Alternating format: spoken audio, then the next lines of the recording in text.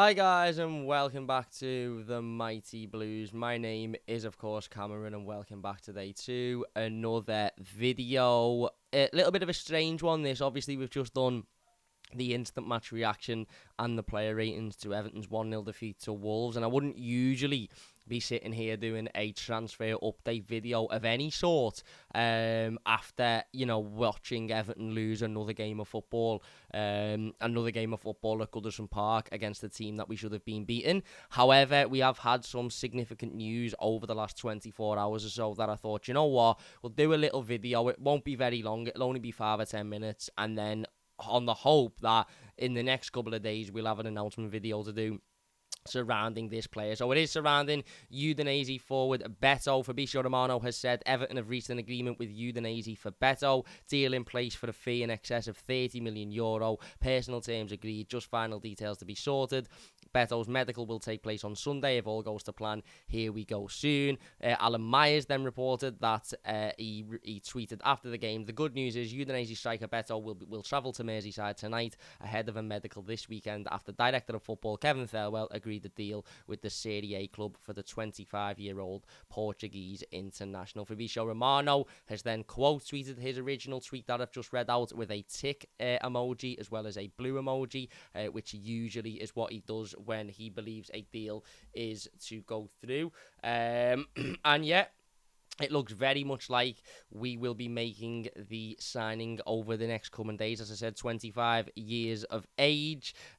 He has played 2 games so far this season, 1 in the league, 1 in the cup. He had an assist and a goal in the cup game. No goals so far in the league. So 2 games, 2 goal involvements, which obviously is good. 33 games in Serie A last season, 10 goals and 1 assist. He also played in the cup and got an assist. So in total, 34 games and 12 goal contributions across those 34 games. If we have a look at his stats the season before, he played 28 games and scored 11 goals in those 28 games. So in the last 2 seasons, he scored 21 goals and reached over 10 goals in both of those games. Only ever played as a centre forward, of course. And he scored a couple of goals the season before last in the Portuguese Cup as well. So, yeah, again, a signing, finally, a centre forward. And the reason I'm doing this video directly after the Wolves defeat is because a lot of the conversation following that Wolves defeat will be surrounding Everton's need for a centre forward.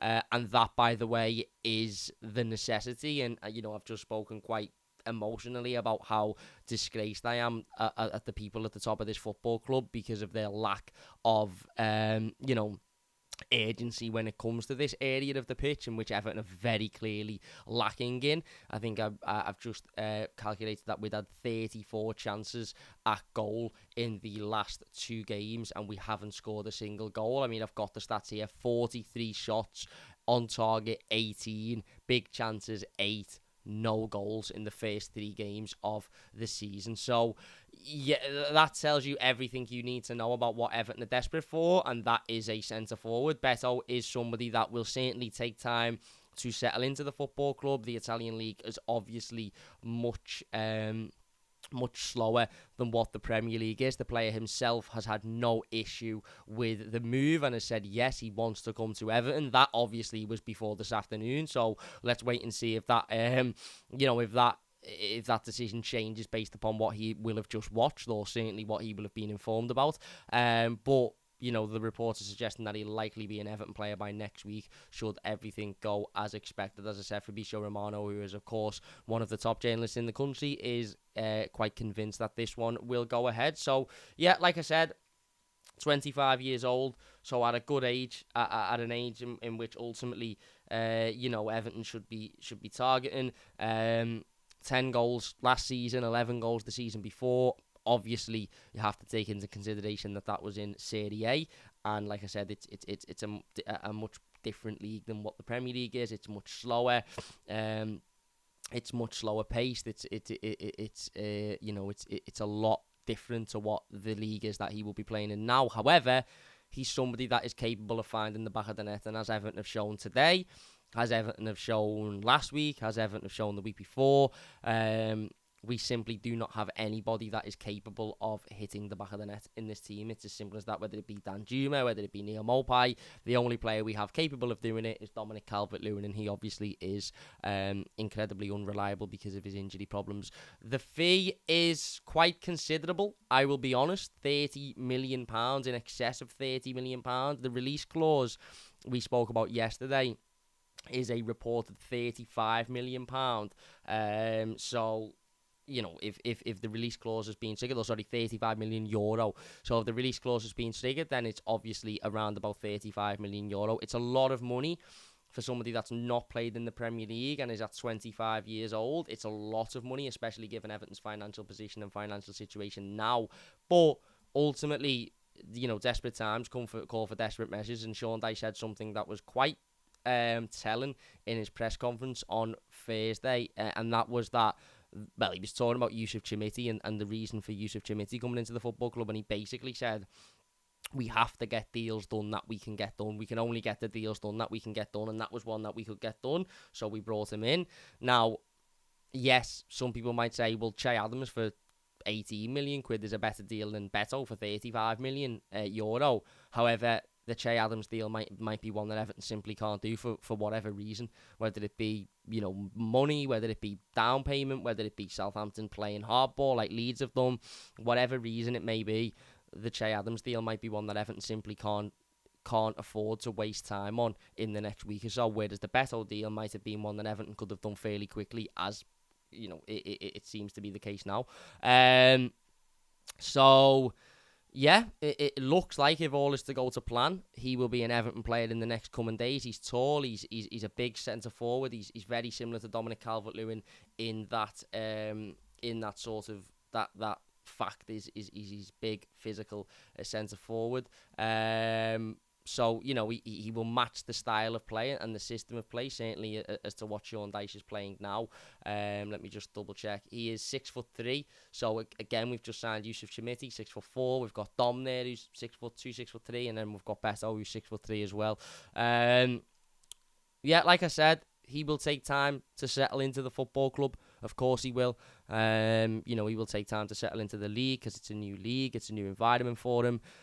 But ultimately, desperate times call for desperate measures, and Everton are desperate for a centre-forward. Absolutely desperate for a centre-forward. Over 40 shots at goal in 3 games, no goal scored. And let's be honest, we've barely looked like scoring a goal as well. That's how bad we've been going forward. So if Beto can come in and he can get his head on the end of 10 goals this season, or 10 chances this season, then ultimately that will massively, massively improve Everton. And I must stress that I don't think Beto should be the only signing we make before Friday. I think we should be looking to make another 2 or 3, to be honest. I think we need a right winger. I think we need a creative midfielder. I still think there's a shout we need a fullback. But yeah, ultimately, it's a step forward, and I'm not trying to put a positive on today. I'm not trying to make everybody feel dead happy about today, because if you go and watch my instant match reaction, you'll see I'm very clearly not happy and I'm very clearly not positive. But, you know, let's hope we can get this one over the line. As I said before, the whole here we go Fabrizio Romano, oh my God, it must be a done deal. I don't believe it, because I think ultimately there's still people at this football club that are capable of fucking this up, even when the player is at Finch Farm holding the shirt. So until it's officially announced, that's when I'll fully believe it. But it looks like this one is heading towards the stages of being a done deal. And yeah, he improves Everton. He certainly improves our options. He certainly improves, you know, our quality in front of goal. He doesn't improve us defensively, because he's not a defender, and that's something we need to improve. He doesn't improve us creatively in terms of creating chances, and that's something we need to improve. But at least he's a centre-forward. He's a good age. He's proven to score goals. Yes, it's in a different league. Yes, it's in a slower league. Yes, it will be different in the Prem, but he's proven to be able to score goals. And yeah, let's hope this one, A, comes off, because I don't think I could deal with another failed transfer at this stage. But B, comes off in terms of that he comes in and he can hit the ground running. And, you know, like I said, if he can get 10 Premier League goals for Everton this season, and Dom could come back and get 7 or 8, let's say, you know, given his injury problems, then that obviously puts us in a much better position than what we're in now. And yeah, we need it because 3 defeats on the bounce, 2 of them home games against poor teams.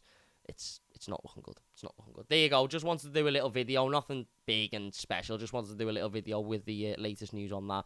As I said, any more news comes out, we'll obviously have that. So don't forget to subscribe to the channel if you are new. Leave a like if you have enjoyed it. Check out the match day content. Instant match reaction player ratings are up now. I'll warn you, they're not the most positive videos in the world. So if you don't want to be, if you want to be positive and if you want to be happy, maybe don't watch them. But if you want to see me ranting and screaming and shouting, then maybe do. There you go. Big thanks for watching. Leave a like if you've enjoyed it. Subscribe if you're new. And we'll see you later.